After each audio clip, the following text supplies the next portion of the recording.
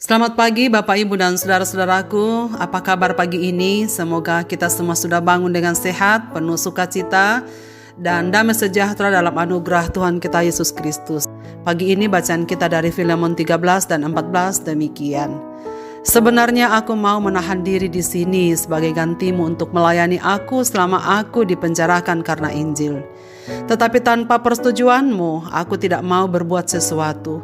Supaya yang baik itu jangan engkau lakukan seolah-olah dengan paksa, melainkan dengan sukarela. Saudara-saudaraku, dalam ayat 12 yang telah kita baca hari kemarin, Paulus berpesan kepada Filemon bahwa Onesimus buah hatiku telah kusuruh untuk kembali kepadamu. Dalam penjelasan yang lain diterjemahkan, mengirim Onesimus kembali kepadamu membuatku sangat sedih. Ini berarti saudara sekalian, Paulus begitu menyayangi dan menerima Onesimus dengan cinta kasih. Dalam teks yang kita baca tadi, sebenarnya Paulus sangat membutuhkan Onesimus untuk melayaninya selama dalam penjara. Kita tahu bahwa sebagai orang terpenjara, ia tak punya banyak kebebasan untuk beraktivitas, apalagi dalam pemantauan dan penjagaan prajurit. Namun Paulus tak hanya memikirkan dirinya. Ia bukanlah orang yang hanya mementingkan diri sendiri dan kebahagiaannya, melainkan ia rela tanpa didampingi asal saja masalah antara Filemon dan Onesimus dapat menjadi baik.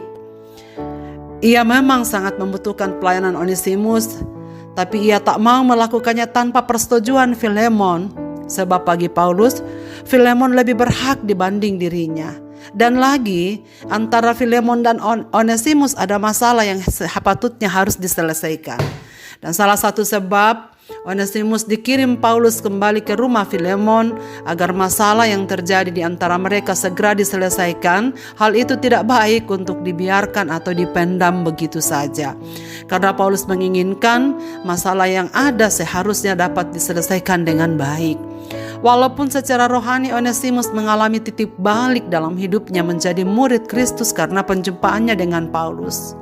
Namun di sini kita lihat bahwa Onesimus adalah orang yang ingin berubah.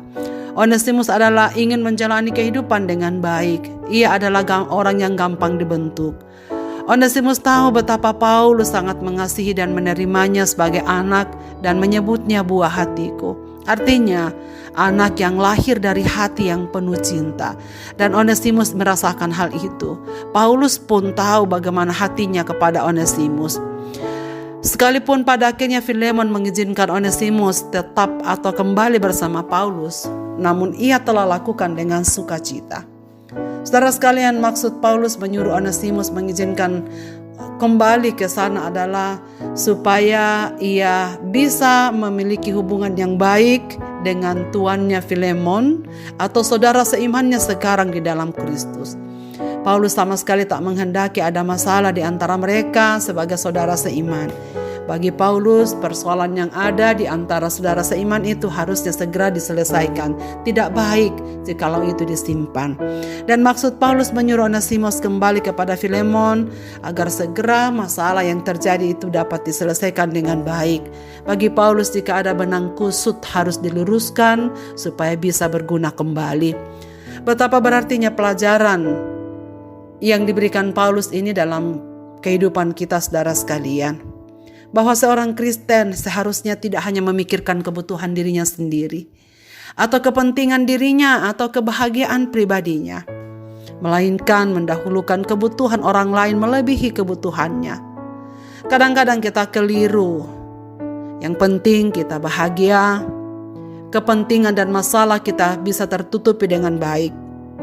Yang penting kita tidak mengganggu kehidupan orang lain. Biarlah kita mengurusi diri kita sendiri. Saudara sekalian, padahal kita lupa bahwa ada kebutuhan dan kepentingan orang lain yang harus kita penuhi. Kita lupa bahwa hidup ini bukan hidup untuk diri sendiri. Tapi tujuan Tuhan atas hidup setiap anak-anaknya adalah supaya tidak hanya melayani diri sendiri, tetapi memperhatikan kepentingan saudara-saudara seimannya. Dalam diri kita melekat satu panggilan pelayanan untuk sesama. Selanjutnya Paulus menginginkan agar apapun yang dilakukan Filemon dilakukan dengan rela hati, tidak dengan paksa. Saudara sekalian, kita bisa melakukan yang baik tetapi dengan paksa. Dan hal itu tidak akan mendatangkan berkat apa-apa bagi kita. Yang baik kita lakukan dengan beban, pada akhirnya tidak baik bagi diri kita. Kita bisa merasa jenuh, lelah secara fisik, dan penuh pengeluhan dan menggerutu. Kenapa cuma saya, kan banyak orang lain? Ini bukan tanggung jawabku, dan lain-lain. Paulus menghendaki agar pelayanan Filemon terkait Onesimus dilakukannya dengan sukarela, tidak dengan paksa.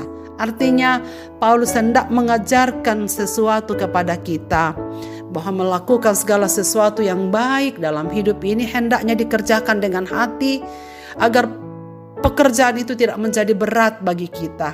Jauh lebih baik jika apa yang kita lakukan dengan hati yang rela, maka semua akan menjadi ringan untuk kita jalani. Saudara-saudaraku, kiranya kita selalu mengingat hidup adalah untuk kepentingan orang lain juga. Dan apapun yang kita lakukan hendaknya kita lakukan dengan hati yang rela, tidak dengan paksa. Marilah kita berdoa. Bapa di sorga, terima kasih banyak untuk firman-Mu pagi ini. Terima kasih untuk petunjuk yang baru yang Engkau berikan pada kami, supaya kami memposisikan diri dan hidup kami, bahwa Tuhan memanggil kami bukan hanya untuk melayani diri sendiri, kepentingan diri sendiri dan kebahagiaan pribadi, tetapi Tuhan ingin supaya kami berbagi bagi sesama kami. Kami memperhatikan kebutuhan orang lain melebihi daripada kepentingan kami sendiri. Dan biarlah Tuhan mengingatkan kami apapun yang kami lakukan, kami harus lakukan dengan rela, tidak dengan paksa. Kiranya Roh Kudus menolong kami supaya kami masing-masing bertanggung jawab terhadap apa yang Tuhan percayakan dalam kehidupan kami sekarang ini. Dan sepanjang hari ini ya Bapa, kami akan jalani di dalam anugerah-Mu.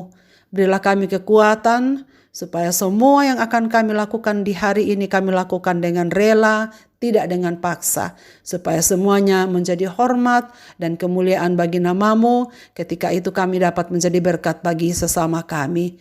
Hamba-Mu ingin mendoakan dan menyerahkan segenap pendengar renungan pagi ini, dimanapun mereka berada di tempat kediaman mereka masing-masing. Apapun aktivitasnya hari ini, berkatilah ya Tuhan.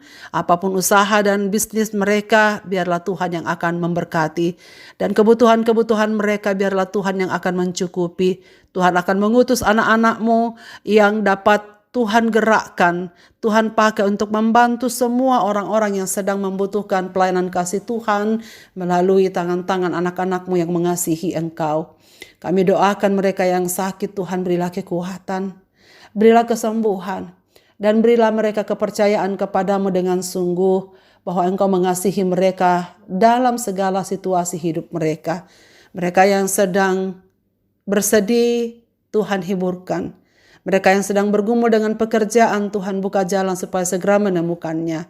Anak-anak kami yang sedang bergumul pendidikan mulai dari playgroup sampai ke perguruan tinggi, Tuhan sendiri akan menjaga, melindungi, menjauhkan dari segala sakit penyakit dan yang jahat, supaya dimanapun anak-anak kami hari ini sedang studi, mereka semua akan diberkati dan dipimpin oleh Tuhan.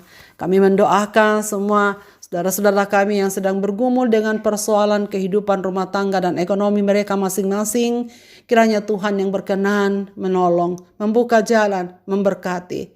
Sehingga mereka semua akan memperoleh kelegaan di dalam Tuhan.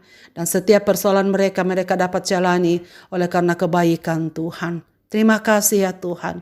Kami percaya Engkau mengasihi kami dan akan memberkati kehidupan kami di sepanjang hari ini. Di dalam dan demi nama Yesus Kristus kami bersyukur kepadamu dan menyerahkan diri. Amin. Selamat beraktivitas saudara-saudaraku. Tuhan Yesus memberkati kita sekalian dalam segenap kegiatan kita.